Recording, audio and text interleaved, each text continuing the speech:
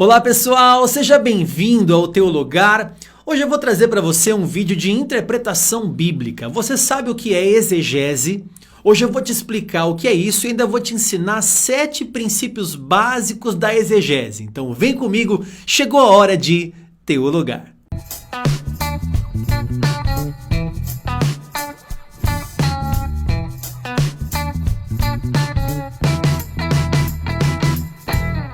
Muito bem, pessoal, seja bem-vindo a mais um vídeo aqui nesse canal. Se você não é inscrito no Teologar, se inscreva, aperta o botão aqui inscrever e deixa um like pra gente se você gosta aqui do nosso conteúdo, porque o nosso desejo é te alimentar com a palavra de Deus, te ensinar uma teologia saudável para te aproximar do Senhor e aumentar a sua fé.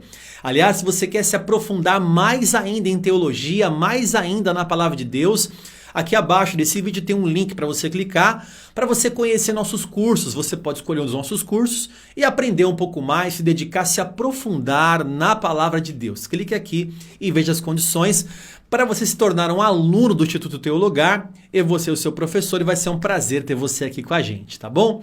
Hoje eu vou te ensinar um pouquinho sobre exegese. Talvez você já ouviu alguém falar, olha, vamos pegar esse texto e vamos fazer uma exegese. E talvez você não sabe o que é isso. O que é fazer uma exegese?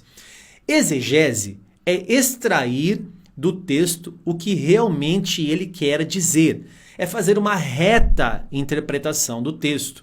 A palavra exegese, o comecinho da palavra no grego, quer dizer extrair, é tirar, é a partir de. Exegese, né? Exegese. Esse comecinho da palavra é extrair do texto aquilo que realmente ele está falando. O contrário de exegese é exegese. Exegese, o comecinho da palavra no grego, quer dizer colocar dentro de, né? Enquanto que é tirar de dentro, eis é colocar dentro no grego. Então, exegese, extrair do texto o que ele está me falando de verdade. Exegese é colocar no texto o que ele não está falando. É colocar os interesses do próprio leitor. É colocar preconceitos ali no texto. Ir ao texto já querendo encontrar nele o que já estava na minha cabeça. Isso é uma exegese e não uma exegese. São duas palavras parecidas, mas são opostas. Enquanto uma extrai do texto, a outra coloca no texto. Essas duas palavras, ou pelo menos exegese, né, que é a interpretação do texto, também é confundido com hermenêutica. Porque hermenêutica também é a interpretação de texto, né, a arte de interpretar os textos. Há alguns que vão dizer o seguinte, olha, hermenêutica e exegese é a mesma coisa. Outros vão dizer o seguinte, não, a diferença é pouca. Outros vão dizer, não, a diferença já é um pouco maior. Esse cara aqui do meu lado, o J.A. Carson, ele entende que a diferença entre exegese e hermenêutica é apenas abstrata, quer dizer, quase nada. Esse outro cara aqui, o Dr. Gordon Fee, ele acredita que há uma diferença entre hermenêutica e exegese, que é uma diferença técnica. Enquanto hermenêutica é a ciência, exegese é a técnica, a forma de você aplicar a arte da interpretação. Então há essas discussões, mas etimologicamente falando, tanto hermenêutica quanto exegese é fazer uma boa interpretação do texto, é extrair do texto o que realmente ele está falando. É triste saber também, irmãos, você que está assistindo aqui o Teologar, talvez você está ouvindo pela primeira vez esses termos, né, hermenêutica e exegese, mas é triste saber que alguns pastores e líderes jamais ouviram esse termo. E que para poder pregar a palavra de Deus é necessário você fazer uma boa interpretação. Como é que você vai pregar a palavra de Deus numa igreja, num estudo bíblico, numa escola dominical, sem fazer uma boa interpretação do texto que você está explicando?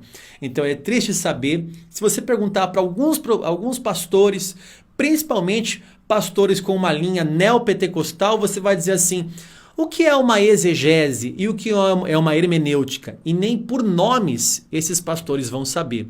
Por isso a importância de executar o que Jesus falou, né? Errais por não conhecer as Escrituras e o poder de Deus. Quer dizer, eu preciso me consertar nesse erro. Eu preciso conhecer o poder de Deus, porque ele é poderoso mas preciso conhecer também as Escrituras. E para isso, eu preciso me dedicar. O Espírito Santo, aprenda bem aqui, o Espírito Santo não vai substituir o teu papel de ter que ler livro, de aprender. Por exemplo, ele pode ensinar várias coisas. Aliás, o Espírito Santo é Deus, ele é onipotente, pode ensinar várias coisas. Mas dificilmente, irmãos, o Espírito Santo vai te ensinar grego, hebraico, geografia bíblica, história. Para isso, você vai ter que estudar, pegar livros, fazer cursos e se dedicar. Ele até pode te ensinar, mas geralmente o Espírito Santo não faz isso, aí cabe a você fazer. Hoje eu vou te ensinar então 7 princípios básicos da exegese, para você aplicar, a hora que você for ler um texto bíblico, você aplicar esses 7 princípios básicos. Vamos lá então? Primeiro princípio básico da exegese, princípio da unidade escriturística. Professor, o que é esse princípio da unidade escriturística? É quando você olha para a Escritura e você vê um todo. Por mais que haja na Bíblia 66 livros que foram escritos por 40 autores diferentes ao longo de 1500 anos, esses 66 livros acabam se tornando um livro só. Há apenas uma teologia nas Escrituras. Você vai para a Bíblia e ali você vai encontrar apenas uma teologia. Não existe assim, Paulo tem uma teologia. Mas Pedro, quando eu for ler Pedro, ele tem outra teologia. Todos apontam para a mesma teologia. É uma unidade escriturística, é um fenômeno. Como é que pessoas que não se viram ao longo de 1500 anos, viveram em momentos diferentes, falavam línguas diferentes e escreveram a mesma coisa? É porque foram divinamente inspirados pelo Senhor. Princípio da exegese, veja a unidade, veja o todo das Escrituras. Segundo princípio da exegese, leia cuidadosamente o texto. Ou seja, vá até o texto lendo a sua pontuação, a sua vírgula. É muito importante você colocar a vírgula no lugar certo, né? Você enxergar a acentuação das palavras. Infelizmente, não sei se você lembra, há um tempo atrás, um suposto líder, suposto pastor, disse que Deus havia mandado ele adulterar, né? Uma coisa bem bizarra e bem estranha que vai totalmente contra a palavra de Deus. Mas um repórter foi lá conhecer essa história, não sei se você lembra disso. E ele disse que na Bíblia havia uma pessoa que Deus tinha mandado adulterar também. O repórter perguntou, deixa eu ver, pastor, aonde é que está escrito isso? E o pastor pegou o profeta Oséias e ele falou, tá vendo, vai lá e adultera. Aí o repórter disse, deixa eu ler essa palavra. Quando o repórter foi ler, a palavra não era adultera, era adúltera, porque era uma proparoxítona e toda proparoxítona deve ser acentuada. Então, há uma diferença entre adúltera e adultera. Quer dizer, não vai lá e adultera. Tome uma mulher que é adúltera. Era o que Deus tinha falado ali naquele momento. Então, olha a diferença por causa de um acento. Quer dizer, você não colocar a vírgula, a acentuação, a pontuação no lugar certo pode causar grandes prejuízos. Vou contar outra historinha rápida aqui para você. Eu estava dando aula na faculdade um tempo atrás e um dos alunos, um aluno querido, perguntou para mim, professor, você sabe por que Ananias e Safira morreram lá em Atos capítulo 5? Falei, olha, sei, porque eles mentiram ao Espírito Santo e Deus os puniu ali na mesma hora. Ele disse, não, é porque eles venderam uma propriedade que não era deles.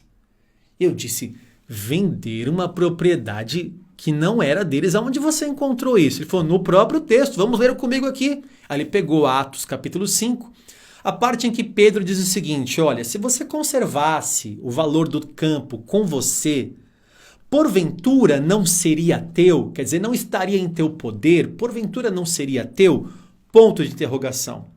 Só que ele leu sem o ponto de interrogação. Então ele leu assim, conservando o valor do campo, porventura não seria teu. Veja, se eu tirar o ponto de interrogação, ele leu sem a interrogação, ele leu que Ananias e Safira venderam um campo que não era deles, né? Porventura não seria teu. Há uma diferença em porventura não seria teu ou porventura não seria teu. com pontos de interrogação. Ou seja, se você conservar esse valor com você, Ananias e Safira, não estaria em teu poder, porventura não seria teu, quer dizer, não precisava fazer média com Deus e mentir ao Espírito Santo, mas o aluno que não leu com interrogação, ele entendeu, fez uma exegese, né? Distorceu ali, causou uma heresia, um erro teológico grande, dizendo que Ananias e Safira venderam uma propriedade que não era deles porque leu sem o ponto de interrogação. Então veja bem, você precisa ler a Bíblia com toda a pontuação para que você faça uma reta interpretação do texto. Terceiro princípio, você precisa entender que a Bíblia interpreta a Bíblia. Ou seja, às vezes um texto mais obscuro deve dar preferência para um texto mais claro. Tem textos mais claros que vão trazer luz a textos mais obscuros. A Bíblia interpreta a Bíblia. Quarto princípio para você aprender. Você precisa nunca ler o texto isoladamente. Você precisa ler o texto no seu devido contexto. Leia um pouco antes, leia um pouco depois, leia o capítulo todo, se for o caso, e até o livro todo para você entender em que contexto, não só o imediato, em duas coisas aqui, né? Tem o contexto imediato, quer dizer, o que está acontecendo ali naquele próprio texto, e tem o contexto histórico, quer dizer, o que é que está acontecendo na história, naquele momento em que foi escrito aquele texto. Então não leia textos isolados, leia o texto no seu devido contexto imediato e no seu devido contexto histórico. Quinto princípio, você precisa analisar as figuras de linguagem. Primeiramente, antes de mais nada, você deve ler o texto no sentido literal, cabendo ali, dando evidências de que aquele texto é figurativo. Então você pode entender as figuras de linguagem que foram usadas no texto. Foi uma alegoria, foi uma metáfora, foi um enigma, foi uma ironia. E assim você vai entender que aquilo que foi falado ali não é literal, mas uma figura de linguagem, mais uma hipérbole, estava aumentando. Por exemplo, quando você vê os espias indo vigiar e olhar a terra de Canaã, viram que era muito boa, mas viram também gigantes. Aí eles dizem, nós éramos como gafanhotos aos olhos deles. Ou seja, não é literal esse texto, né? As pessoas, os seres humanos não viraram gafanhotos. É apenas uma forma de falar, né? Nós éramos como gafanhotos, quer dizer, nós éramos pequenininhos e aqueles gigantes eram enormes. Então cabe ali uma figura de linguagem, ali era uma hipérbole, né? Nós éramos como gafanhotos ali, né? Pequenos demais. Então quando você vai ao texto, verifique primeiro o sentido literal. Dando evidências de que é figurativo, você vai analisar qual figura de linguagem que está utilizando o texto. Sexto princípio. Interpretação, ela é científica e quando se diz da palavra de Deus, ela é também espiritual. Quando você vai ler a Bíblia, você tem que ir até a Bíblia de duas formas. Primeiro, cientificamente, sem se esquecer do espiritual. Ou você vai até ela espiritualmente, sem se esquecer do científico. Quando você vai até um texto, existem regras científicas de interpretação, que você não pode fugir delas. Como eu já falei, pontuação, contexto, figura de linguagem. É uma maneira científica de você extrair o que está dizendo ali. Ainda mais a nós que lemos a Bíblia como uma tradução, né, no português, ela foi escrita em hebraico, em aramaico, em grego. Talvez o termo original tenha um sentido mais amplo do que o escritor quis dizer, do que o texto traduzido para nós em português. Então é necessário você fazer uma análise científica, sem se esquecer que aquilo foi inspirado por Deus. As coisas espirituais se discernem espiritualmente. Há pessoas que vão olhar para a Bíblia e vão dizer assim, isso aqui é só para doutores. Não, não é. Deus ocultou dos sábios a revelação da sua pessoa e revelou aos seus pequeninos. As pessoas mais simples conseguem também entender a Bíblia, porque a Bíblia também é espiritual, porque ela é inspirada pelo próprio Deus. Sétimo e último princípio, você precisa fazer perguntas ao texto. Ou seja, vá até ele e pergunte assim, quem escreveu esse texto. Como é que você lê um texto e você não sabe quem escreveu? Você abriu a Bíblia lá e começou a ler o texto. Peraí, quem escreveu esse texto?